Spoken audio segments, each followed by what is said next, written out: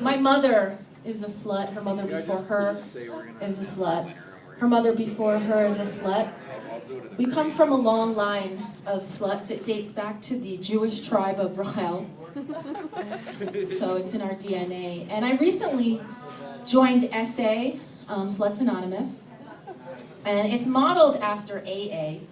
So, for example, they have the Serenity Prayer, and we have the Virginity Prayer. It's kind of like the Jewish prayer for the Day of Atonement. You say the prayer, and then you just do your sins again the next day. We say the Virginity Prayer, and then we can sleep with whoever we want. They have 12 steps. We only have 3. It's keep your legs shut, keep your mouth shut, and keep your butt clenched. And that covers all the holes.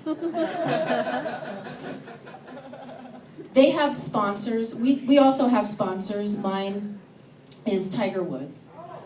So I'm a little bit leery. Because he keeps wanting to play my back 9, and I don't know where he's been the last 9 holes. So, I did reach my moment of clarity and realized that sex is not just about sexual pleasure. Finally grew up. And now I know it's about financial gain. So, anal sex. I don't really get the obsession guys have with anal sex. I would think it's like fucking a wine bottle. But I don't know. I'm not a guy. But I was dating this guy, and I guess I got kind of far with him anally. Like, we all know the bases for regular sex. First is kissing, sex. Second is sex. Second is fondling. Third is oral. We all know that. But I do wonder then, what are the bases of anal? How do you describe that to someone? I guess first would be cupping. Second would be fingering. I guess you could say I got to anal third with this guy. So I can just demonstrate that well. So I guess this would be dick skate. But I'm sorry, that doesn't mean. It's more like this. It's more accurate. I was just about 4 or 5 vodkas shy of a home run. So.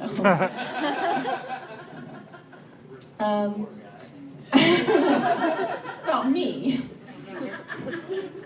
So I was kind of depressed lately, kind of in a rut, and so one of my friends, she invited me to her usual swingers club, and I thought that would help, put a spring in my step there. So I just strapped on my fanny pack and put in some condoms, some wet wipes, and a power bar, and I was ready to go. And so when I got there, you had like an application that you had to fill out, like name, date of birth, emergency contact. And usually I use my mom as my emergency contact. But I figured she would be really freaked out, that I didn't invite her. And I wondered what kinds of emergencies there are at a swingers club, like a heart attack, latex allergy, blinded by a cum shot. What is going to happen? So I actually got really excited because I saw the swing, and I haven't been on a swing since I was a little girl. And I got on the swing, and it was really hard to pump, with both my feet up in the air. And so these 2 really nice guys came over to help me pump.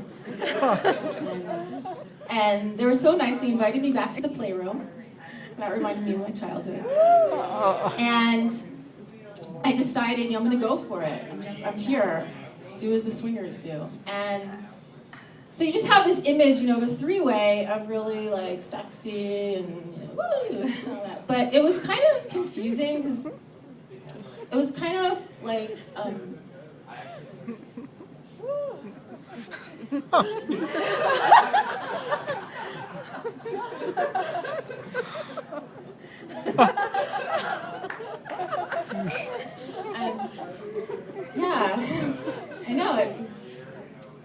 sex I ever had.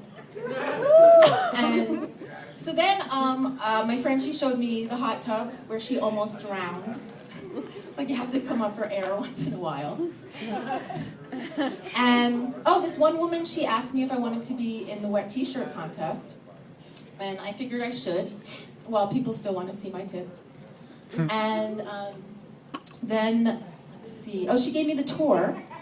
So she showed me the dance floor and the bar and the slip and slide. And then, like, after any good tour, we went into the gift shop. And I got some lube and a strap-on and a snow globe for my daughter. I was thinking about the kids. Let's see. So recently it was my best friend's birthday, who's here with me tonight. And I was just racking my brain, what do I get her? What do I get her? And so I figured that I should find her a guy to fuck. Because it may be cheap, but it shows I care. And that's the kind of friend I am. So, she is my best friend. I call her my platonic wife. We're not lesbians. We're just too old to use the term BFF. And it's sad, like, as you get older, there's things you can't do and things you can't wear, like stiletto heels and short shorts and a halter top and glitter eyeshadow. Like, if you're 22, you look cute and sexy. And I'll just look like an old hooker. And I don't want to look old. But I mean, one of the good things, I guess, is about getting older is your deal breakers. Especially your sexual deal breakers. So for me, eating pussy is a staple in every relationship. That's right. Unless you're two gay men. But no, seriously, if a guy won't go down on me, there is no future. There will be no second date.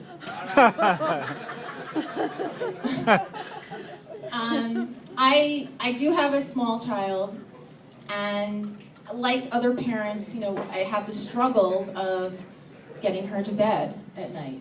It's hard, especially when I want to have some adult company come over. It's like, honey, go to bed now. Mommy needs to get laid. And she doesn't understand what that means yet. But she knows that I get cranky.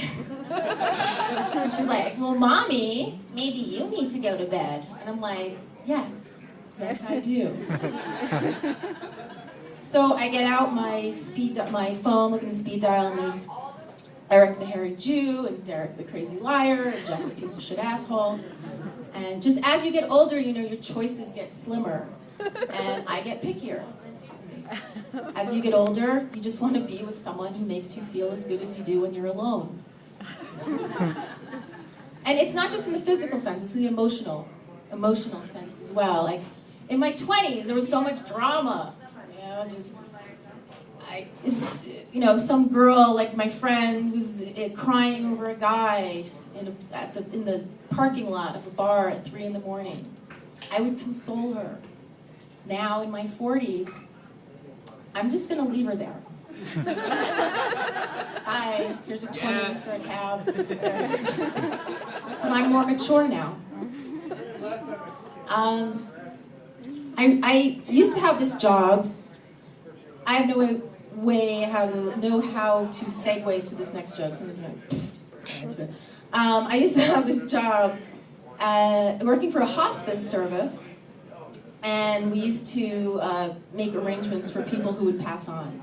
And so I got this call one night, and I had to go to this house, and this guy opened up the door, and he's like, can you just, his wife died, can you just wait outside, because I want to have sex with her one last time.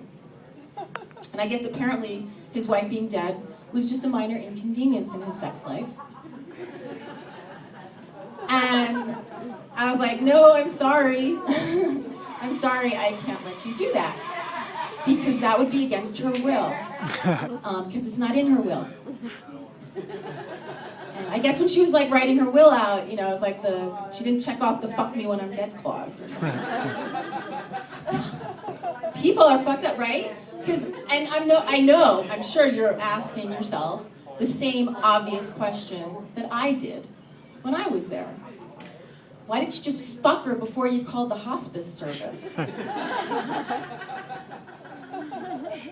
So it is hard to get a committed relationship. And like it's hard to get a non-committed relationship. I'm looking for a committed, uncommitted relationship. You know, so I do have like 3 guys that would come over. They never want to come over though. You know, there's 3 guys on my speed dial. They just don't want to come over, and somehow 3 men have been replaced by my 1 finger. So I have written up a legal document, because I'm a good Jewish girl, called a boy toy contract. Here it is.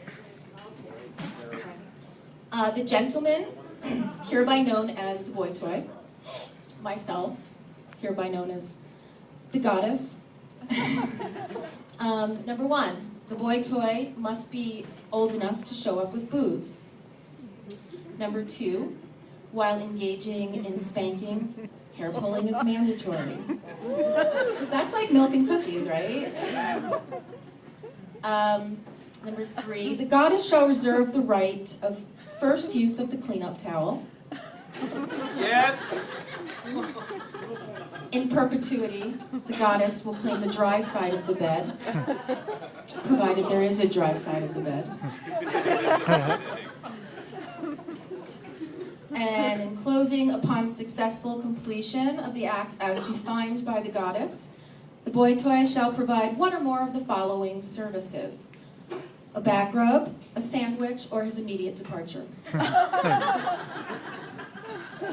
But recently, as I was trying to find, one of my friends was telling me she's married to this older man, and she said, he treats her really well. So I thought maybe I should get an older guy, you know? So I went on Craigslist, and I found this guy, and I just want to tell you that 80 is not the new 40.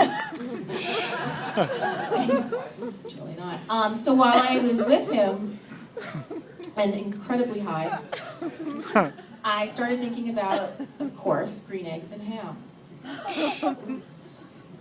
I am cougar, cougar I am, but not as dried up as you, old man. I do not like old balls at all. I do not like them large or small. I do not like gray here or here. I do not like grays anywhere. Would you, could you, without your pill? Without it, I wouldn't get my fill. I do not like those liver spots. They look like little ugly dots. Those wrinkly elbows, that saggy ass. I'm sorry, but I'll have to pass. Unless you're rich and about to croak, an older woman you'll have to poke. Thank you very much. I'm Nancy Fingerhood.